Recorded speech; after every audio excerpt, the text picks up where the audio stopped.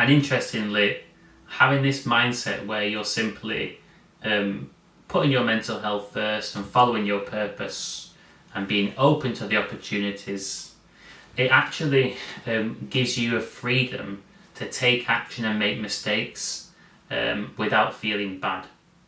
And I'll explain what I mean by this. So, for example, if you put achieving a romantic relationship as your number one priority goal, and every decision you make in life revolves around this, there's a lot of pressure you're putting on yourself. The other person's going to feel that pressure as well. And if you're struggling to achieve this, you'll probably feel really, really bad about yourself. Same with financial goals. If you set yourself a goal to make X amount of money in a certain space of time, and you're going all out and hustling to achieve it, you'll be feeding that fear the whole time. You'll end up feeling really, really frantic and stressed. And if you don't achieve it, you might feel devastated. But instead, if you're nice and calm and you follow your purpose, even if the money doesn't come straight away, the relationship doesn't come straight away, you're still happy. And you want to be somebody that's happy even without these nice things in your life. What's the point in having money if you're going to be miserable with that money? You want to be happy with or without the money. Happy whether you're single or in a great relationship. And really, what I've learned is that this really is what true gratitude actually is.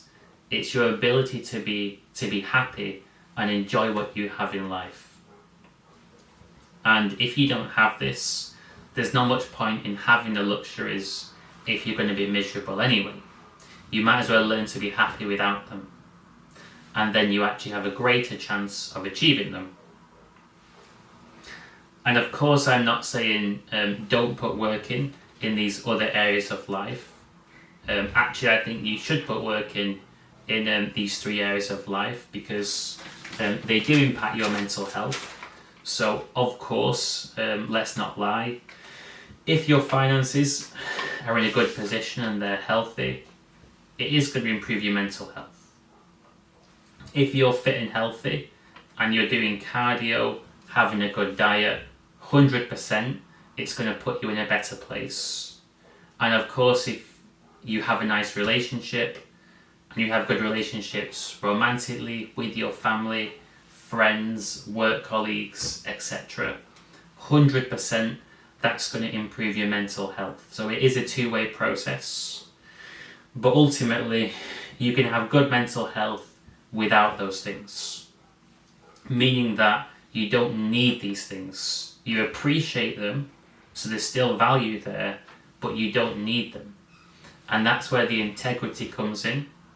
And it gives you that power because you're not going to compromise yourself in order to meet somebody or make a quick buck. So I've really found that this model is actually the best model for getting results. And a reason why is because following your purpose in life in itself is such a smart decision because it's aligned to your strengths and you're genuinely passionate about it.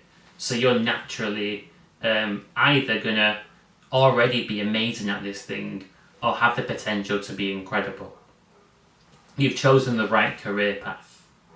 If I'd stayed in science or I'd picked a career like art or music, it wouldn't have played to my strengths and I would have struggled and had to battle just to stay afloat.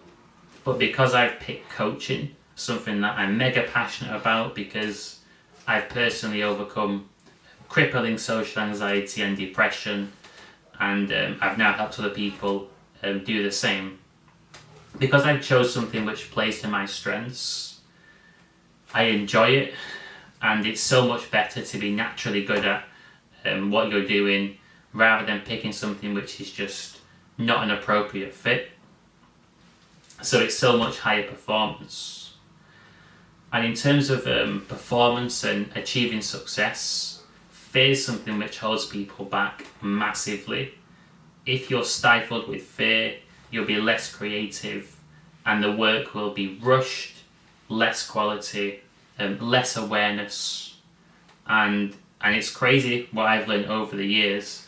So if I rewind back to when I had social anxiety, maybe you relate to this, maybe you don't, but for some reason I used to find navigating in different cities really, really challenging. I'd get Google Maps up on my phone, and I'd look at maps and trying to find a particular building, even a class where I'd have a lecture at university, and I'd struggle to find it. And I thought maybe I was a bit dumb, maybe I was just not very smart, there was something wrong with me. But I'm the same person now that I was back then, and now I find navigating relatively easy, just plain sailing, simple, but I used to find it tricky. And I honestly believe that me beating different fears allowed my brain to work in a more efficient way. And I was focused in on the right things, logical, rational, not panicking. And I realised that the whole time I wasn't really dumb. It was just fear and anxiety playing tricks on me and changing my focus and making me perform worse.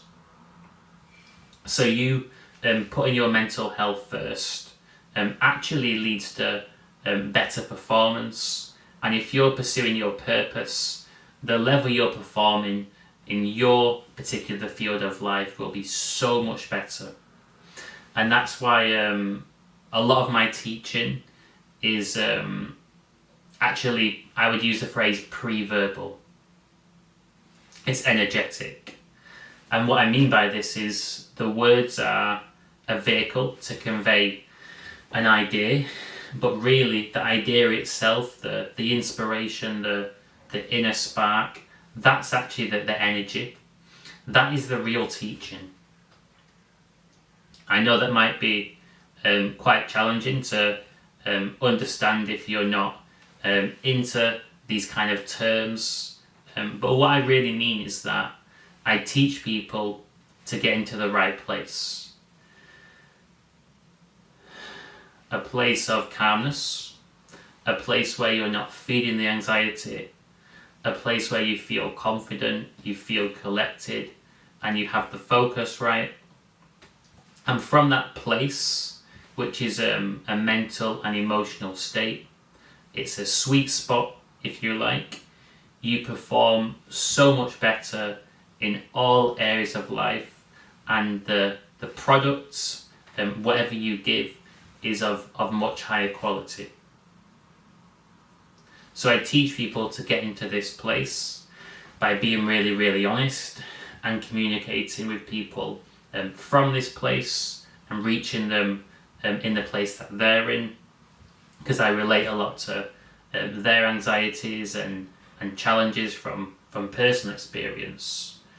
And over time, they revisit this state again and again and again, and a bit like muscle memory, they learn how to get themselves into this frequency, into this sweet spot where they're performing better in life, and also they're aware of the traps that they can fall into.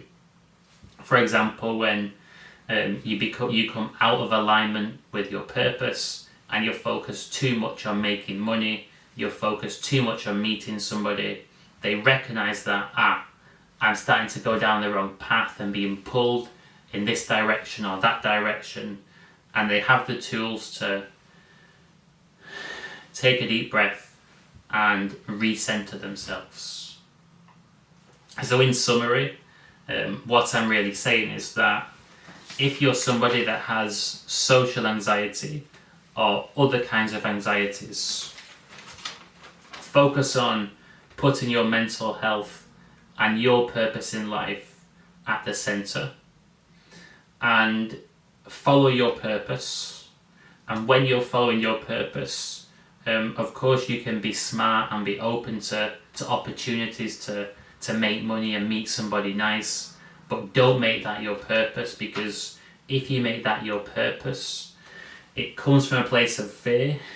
It will lead to more fear, and you'll basically end up being a frantic mess and overwhelmed with stress.